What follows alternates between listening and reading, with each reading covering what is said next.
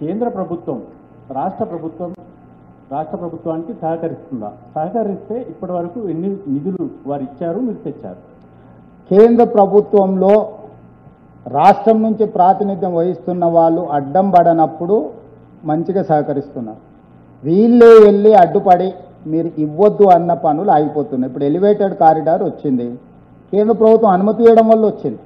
ఈరోజు 26,000 crores debt రీస్ట్రక్చర్కి 11.90% వడ్డీ 12 సంవత్సరాల పీరియడ్లో ఉన్న లోన్ని కేంద్ర ప్రభుత్వం సహకరించడం వల్ల 7.25 rate of interest 35 years loan టెన్యూర్కి రీస్ట్రక్చర్ చేసుకున్నాం, డెట్ రీస్ట్రక్చర్. దాంతో ప్రతి సంవత్సరం 4,000 కోట్లు రాష్ట్రానికి అదనంగా వనరులు వచ్చే అవకాశం ఉంది. 35 సంవత్సరాలు అంటే దీని మీద కట్టే అసలు మిత్తి ప్రతి సంవత్సరం 4,000 కోట్లు మిగులుతుంది.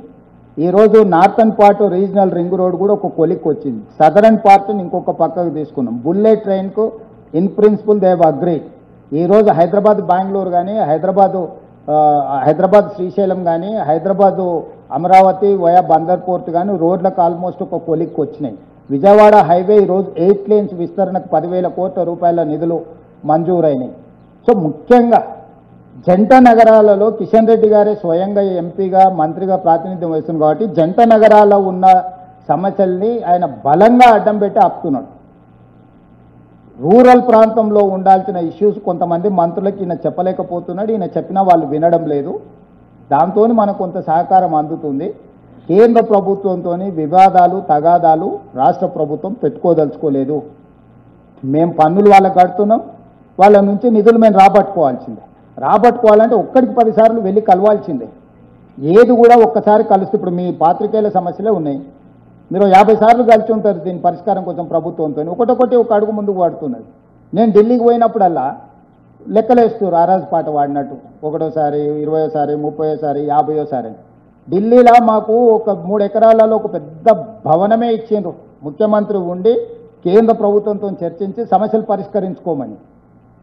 నెలకు 2 సార్లు వెళ్తాను నేను స్పష్టంగా చెప్పిన. ఎవ్రీ 15 daysకు ఢిల్లీకి వెళ్ళి 2 days ఉండి కేంద్ర ప్రభుత్వంలో వివిధ శాఖలతో సమన్వయం చేసుకొని రాష్ట్రానికి రావాల్సిన అనుమతులు కానీ నిధులు కానీ తెచ్చుకుంటాం. నేను ఇప్పుడు central sponsored schemes CSS schemes అంటారు, కేంద్రం రాష్ట్రం కలిపి నిధులను భాగస్వామ్యంతో ఖర్చు పెట్టాను. నేను ఒక IAS ఆఫీసర్ని, సెక్రటరీ క్యాడర్ IAS ఆఫీసర్ని దీనికోసం సపరేట్గా పెట్టిన. తెలంగాణ భవన్ రెసిడెంట్ కమిషనర్ను వేరే పెట్టిన. కేవలం గవర్నమెంట్ ఆఫ్ ఇండియా నుంచి రావాల్సిన స్కీమ్లకు సంబంధించిన అనుమతులు నిధులు తెచ్చుకోవడానికి ఇంకొక IAS ఆఫీసర్ని పెట్టి మొత్తం స్ట్రక్చరే డివిజన్ చేసిన. సో ఇవన్నీ కూడా వీటి ఫలితాలు ఇవ్వడానికి కొంత సమయం పడుతుంది. కేంద్రం కూడా ఇప్పుడే కొంచెం గతంలో ఉన్న ప్రభుత్వ విధానానికి ఇప్పుడున్న ప్రభుత్వ విధానానికి తేడా ఉంది. ప్రతిసారి గవర్నమెంట్ స్కీమ్లా ఫస్ట్ క్వార్టర్ వాళ్ళు ఇచ్చేస్తారు, మనం మ్యాచింగ్ గ్రాంట్ కలిపి ఖర్చు పెట్టి యూటిలైజేషన్ సర్టిఫికేట్ ఇస్తేనే సెకండ్ క్వార్టర్ ఇస్తారు. ఫస్ట్ క్వార్టర్ రాగానే తినేసి యూసీ ఇయ్యలేదు 10 ఏళ్ళు.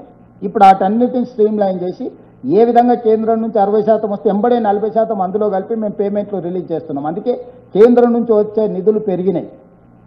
రేపు వచ్చే అసెంబ్లీలో మొత్తం ఈ 2 సంవత్సరాలలో ఎన్ని కేంద్రం నుంచి తెచ్చుకున్నాం, ఎన్ని కలిపి చేసినాం, మొత్తం ప్రజలకు వివరాలు చెప్తా. కేంద్రంలో తెలంగాణ నుంచి ఉన్న మంత్రి అడ్డం పడని విషయంలో తెలంగాణలో కూడా అందరు కాదు, ఓన్లీ కిషన్ రెడ్డి గారు ఎందుకో, కేటీఆర్ ఇద్దరు బ్యాడ్ బ్రదర్స్ ఇద్దరు ఎందుకో బ్యాడ్ మైండ్ సెట్లు ఉన్నారు.